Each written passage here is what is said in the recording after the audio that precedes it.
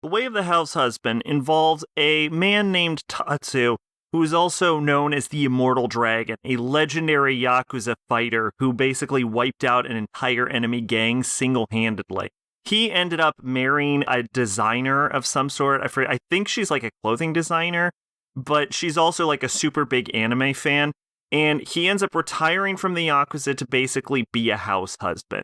He brings this like level of intensity to everything he does, and you can tell that one, he's really trying his absolute best to be a good husband, which he's actually pretty successful at, considering that he's like really good at sewing, cleaning, cooking. All of it he gives like his fullest amount of effort and dedication, and he seems to like genuinely care about his wife and goes out of his way to, make her happy. It's actually cute and touching in that regard, but the central focus of the show is this sort of like comedic aspect of this like over-the-top, oozing Yakuza man interacting with like daily life, and then everyone's sort of reactions to him, the reactions of the characters being almost the central focus of the show itself, to his sort of like behavior and demeanor contrasting with his actions. You would think the joke gets overplayed, but the show itself is actually short enough that it hasn't outrun its welcome yet. One other thing I will say is he comes off as a Yakuza, that which is like the central concept of it. But in a lot of shows like this, where you have like a husband and a wife, whichever side is on the like more normal, mundane side, usually that side is sort of like ignorant of the behavior of their spouse. And that's not the case for this one. The wife is clearly aware of how he acts. And you can see she's trying to reel him back, but she definitely cares about her husband, but she's trying to reel him back on that behavior. There's an episode where it's like, we've got to get you different clothes. You are dressing like a Yakuza. It doesn't work, but it does show that she is like aware of the situation.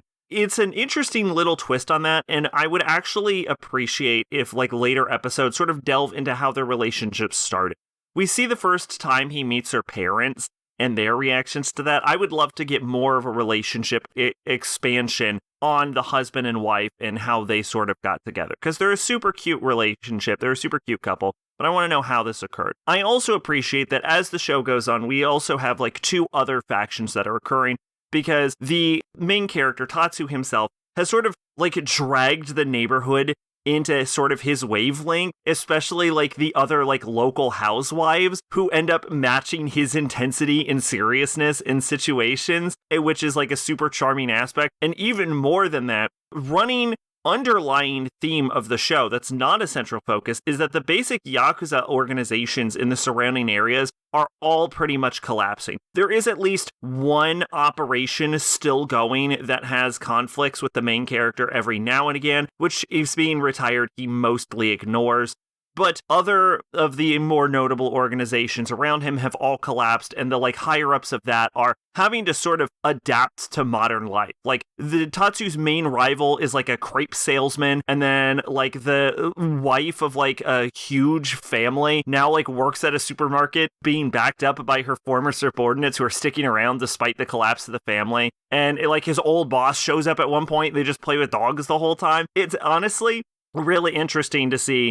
These are like, and they also are coming from the Yakuza background, so they bring the similar level of intensity that Tatsu does. So there's a lot of like fun interplay between the characters. There is like an underlying theme about sort of like Yakuza collapse and the sort of like contest between rival families in the background, but it is so far away from the focus of the show that it's mostly just used as sort of like an interesting bit of set dressing to help flesh out the setting. Regardless, this show manages to be pretty damn funny on a consistent basis. It's charming. It's got likable characters. Like I said, I wish we could get a little bit more expansion on the relationship with the characters, but as far as part 1 of season 1 goes, The Way of the Househusband is pretty damn good. Twitch and Discord in the description. I've been Sacrobolic. You're Envoy of Hope. Bye-bye.